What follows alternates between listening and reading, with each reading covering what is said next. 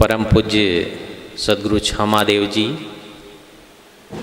परम पूज्य श्री असंग देव जी के पावन श्री चरणों को पावन नमन वंदन करते हुए, साहिब बंदी करते हुए, मेरे समस्त गुरु भाईजन आप सबके समक्ष गुरुदेव जी के आगमन के पूर्व जो कुछ भी मैंने गुरुदेव जी से सुना है उसे वाणी को दोहराने का प्रयास करूंगा। हम आपका ये परम सौभाग्य है कि निरंतर गुरुदेव जी के अमृत वचनों को रसपान करने का इस सुनहरा अवसर प्राप्त हुआ है। सद्गुरु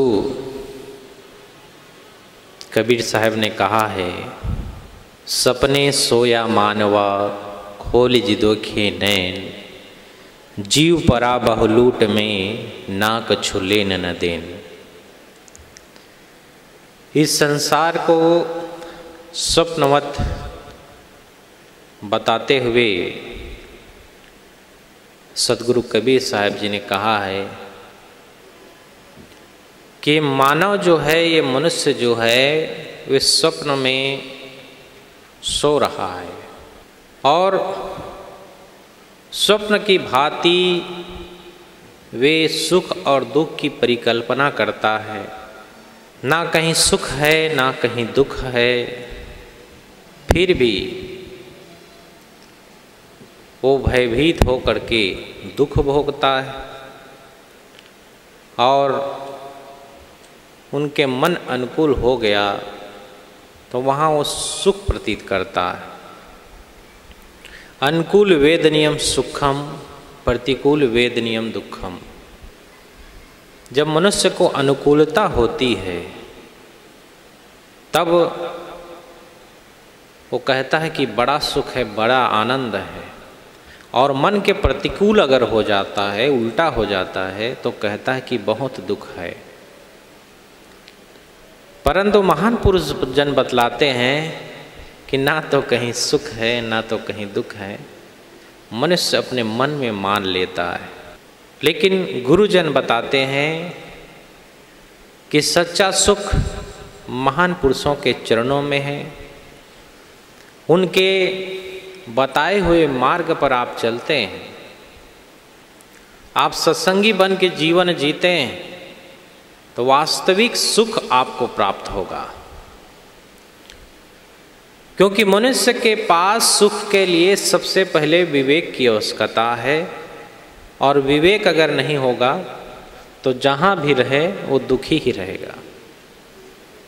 चाहे जितना भी धन हो जाए, संपत्ति हो जाए, चाहे कुछ भी हो जाए, संसार की सारी संपत्ति आपके लिए हो जाए, लेकिन सुख तभी हो सकता है जब आपको ज्ञान हो, विवेक हो, सही समझ हो। तो उसके लिए क्या करना पड़ेगा? उसके लिए आपको संत गुरुजनों के चरणों में जाना पड़ेगा, और संत गुरुजनों के चरणों में आप जाएंगे, उनके नित्य सत्संग में आप बैठेंगे, उनका दर्शन करेंगे, उनका सत्संग श्रवण पान करेंगे, तो आपके हृदय में विवेक जागृत होगा, और विवेक जागृत होगा तभी जाकर के हम सच्चे सुख क्या है, शांति क्या है, उसको समझ सकते हैं। इसलिए हर मनुष्य को संत महान पुरुषों के चरणों में, गुरुजनों के चरणों में जाना चाहिए, क्योंकि महान पुरुष ही हम सबको सच्चे ज्ञान की राह प्रशस्त करते हैं, और जिसके पास जो होगा वही तो देगा। अब जिसके पास जो है नहीं, अब उसके पास वो ढूंढने जाओ, उससे याचना करो तो क्या मिलेगा? तो महान पुरुष जन ज्ञानवान होते हैं और विवेकवान होते हैं, धैर्यवान होते हैं, साहसी होते हैं, विनम्र होते हैं। ये सद्गुण सब महान पुरुषों के अंदर विराजमान है। जब उनके सानिध्य में, उनके संपर्क में हम जाते हैं तो हम भी वैसे ही बन जाएंगे। जो आदमी जैसा संग करता है वैसे उनका रंग चढ़ जाता है। तो सदगुरु कबीर साहब कहते हैं कि सपने सोया मानवा, खोल जिदोखे नैन, जीव परा बहुलूट में ना कछु लेन न देन। ये मनुष्य जो है स्वप्न में सो रहा है, नाना कल्पना करके अपने आप को बहुत दुखी कर लिया है। इतनी कल्पना करता है, इतना मन में बड़े बड़े बिल्डिंग बनाता है, सब कुछ करता है, जो होगा भी नहीं उसको भी सोच लेता है और दुखी होता है। तो मन की कल्पना अच्छी कल्पना है तो चलो ठीक है, लेकिन उसकी कल्पना को कहाँ तक हो जाएगा उसका कोई अता पता नहीं। वो स्वप्नवत जिंदगी जीता है, यथार्थ जिंदगी नहीं जीता है। वो यथार्थ जिंदगी तभी जी सकता है जब महान पुरुषों का सद्ज्ञान उसके दिल में प्रवेश कर गया हो। सत्संगी आदमी कभी भी किसी भी परिस्थिति में दुखी नहीं होता है, क्योंकि उसके अंदर सद्गुरु का सद्ज्ञान विराजमान है।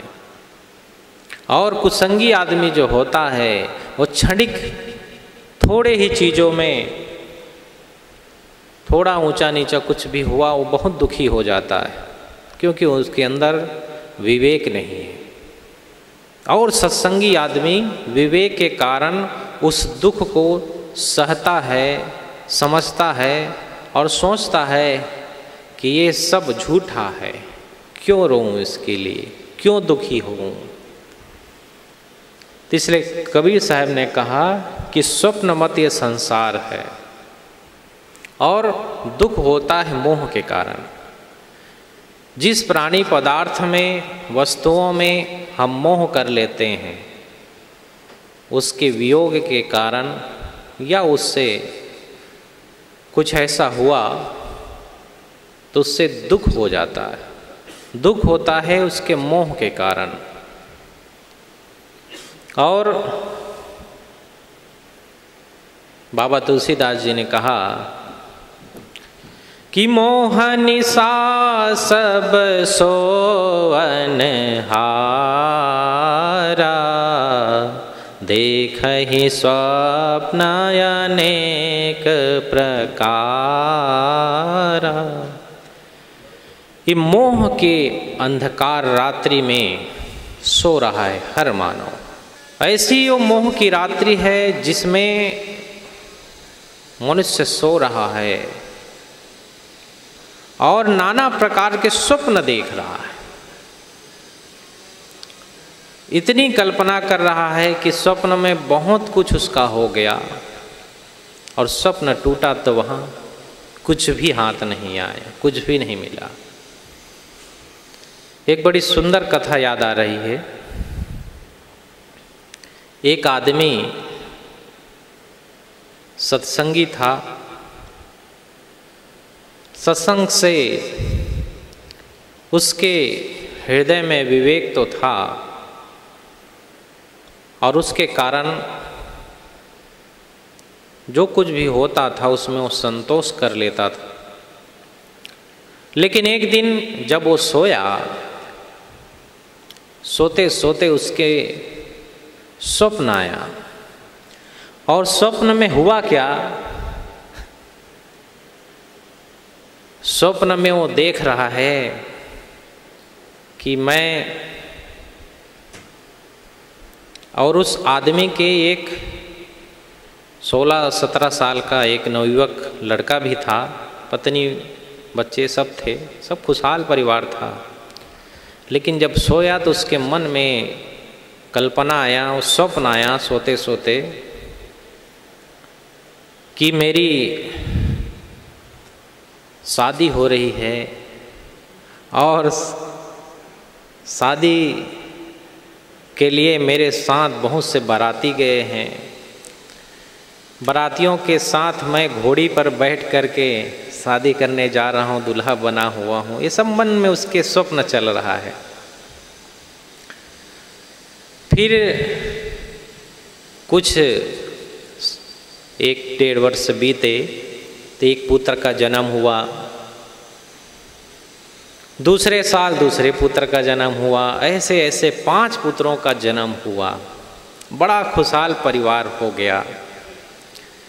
गांव के लोग उनको कहते थे कि बहुत अच्छा परिवार है, इसके 5-5 लड़के हैं, 5-5 बच्चे हैं। वो बच्चे बड़े हुए, उन बच्चों की भी उन्होंने शादी कर दी। स्वप्न में सब हो रहा है। जब शादी किए, शादी करके बहुएं घर पर आई थी, गांव में अचानक से महामारी का बीमारी फैल गया। महामारी होते थे, उल्टी दस्त पहले होते थे, इलाज कुछ था नहीं। उसमें ऐसा महामारी चलता था, अभी तो कोरोना महामारी है, इसका तो कोई इलाज नहीं है, लेकिन वैक्सीन से लोगों की जान बचाई जा रही है। सरकार ने बहुत प्रयास किया है, तब जा कर के कोरोना कोविड-19 कंट्रोल हुआ है। परंतु पुराने ज़माने का था तो महामारी जब फैलता था हैजा, तो पूरे के पूरे गांव साफ हो जाते थे और कोई आदमी बचता नहीं था। कोई बच गया तो बच गया, और वहाँ कोई मेहमान आया तो वो बीमारी लेकर के अपने गांव में चला जाता था, फिर वो वहाँ फैल जाता था। इस ढंग से महामारी फैलती थी। तो महामारी जब फैला तो उसके 5 पुत्र और बहुएं सब मर गए, उसकी पत्नी भी मर गई। 5 पुत्रों की बहुओं की लाश पड़ी हुई है। वो आदमी रो रहा है, तड़प रहा है कि सारा परिवार नष्ट हो गए, महामारी में सब मर गए। बहुओं की लाश पड़ी है, पुत्रों की लाश पड़ी है, पत्नी की लाश पड़ी है। वो अकेला आदमी अधेड़ अवस्था में सब देख रहा है, रो रहा है। ऐसा चल ही रहा था, उसका नींद टूट गया। नींद टूटा, सुबह सुबह 4 बजे का समय। तो जब नींद टूटा तो एक फिर से आवाज़ आई, उसकी पत्नी के रोने की आवाज़। पत्नी उसकी जोर जोर चिल्ला करके रो रही है कि हाँ मेरा बेटा मर गया। देखता क्या है, उसका जो 16-17 साल का जो लड़का था, घर पे जो वास्तविक जिंदगी में था, वो मर गया है। और उस लड़के के जो माँ है वो रो रही है। वो आदमी उठ करके जाता है, देखता है कि 17 साल का जो लड़का था, नवयुवक, वो मरा पड़ा है। जब हल्ला हुआ, रोने की आवाज़ आई, तो आसपास के लोग सब इकट्ठे हुए। अरे क्या हो गया, क्या हो गया, इसके घर में रुदन क्यों हो रही? देखा उसके जवान लड़के मरे पड़े हैं। माँ छाती पीट पीट कर रो रही है और घर में और कोई है नहीं। वो आदमी मन में सोचता है कि अभी मैं देख रहा था स्वप्न में कि मेरे 5 लड़के हैं, 5 बहुएं हैं, सब हंसता खेलता परिवार था, लेकिन वो सब महामारी में सब मर गए। सब हैजा आया, सब मर गए। अब उस 5 पुत्रों के लिए, 5 बहुओं के लिए रोऊं कि एक जो ये बच्चा मरा है इसके लिए रोऊं? फिर उसके मन में याद आया संत गुरुजनों की वाणी का। जो सत्संग में जाता था, वो सत्संग की वाणी उसके मन में जब गूंजा तो रोया नहीं, शांति से बैठा रहा। पड़ोसियों ने पूछा, अरे तुमको हुआ क्या? जवान बेटा मरा पड़ा है और रो नहीं रहे हो तुम। जवान बेटा का लाश पड़ा है और तुम चुप्पी साधे बैठे हो। उसने कहा कि भैया, मैं इस एक लड़के के लिए रोऊं कि उस 5 लड़के के लिए रोऊं? उसके मन में ज्ञान हो गया, वैराग्य हो गया। उसने सोचा कि ये सपना एक ये भी है, दूसरा सपना एक वो भी है, दोनों स्वप्नवत है। तो मैं उसके लिए दुख मनाऊं कि इसके लिए दुख मनाऊं। ऐसे ही बहुत से मनुष्य के जीवन में होता है, स्वप्नवत उसका जीवन होता है, इतनी कल्पना करता है कि ये हो गया वो हो गया, जब नहीं होता है तो उसके लिए दुख मनाने लगता है। लेकिन जिसके मन में सद्गुरु का ज्ञान बस जाता है, गुरुजनों की वाणी बस जाती है, उसको विवेक हो जाता है, और जितने भी दुख उसके जीवन में आए उस दुख को वो हंसते हंसते काट लेता है। इसलिए सदगुरु कबीर साहब कहते हैं कि सपने सोया मानवा होल जे देखे नैन, जीव परा बहुलूट में ना कछु लेन न देन। तीन सब दुखों से अगर बचना है तो संत गुरुजनों के चरण हम पकड़ेंगे, उनकी वाणी सुनेंगे, तभी इन दुखों से बच सकते हैं। बोलिए सदगुरुदेव की जय।